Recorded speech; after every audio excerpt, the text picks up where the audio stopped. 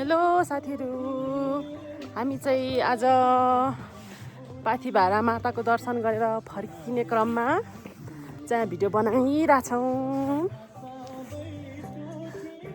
Hello everyone, नमस्ते। हाम्रो mini भ्लगमा हामी आज पाथिभारा मन्दिरको दर्शन गरेर फर्किँदैछौँ।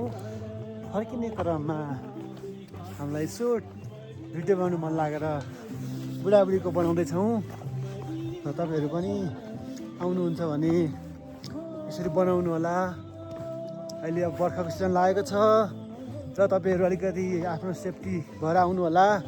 यसो रेनकोटहरू, प्लास्टिकहरू, अलिक न्यानो लुगाहरू बोकेर आउने गर्नु होला, किनभने यहाँको टुङ्गो हुँदैन रहेछ, कहिले पानी पर्ने।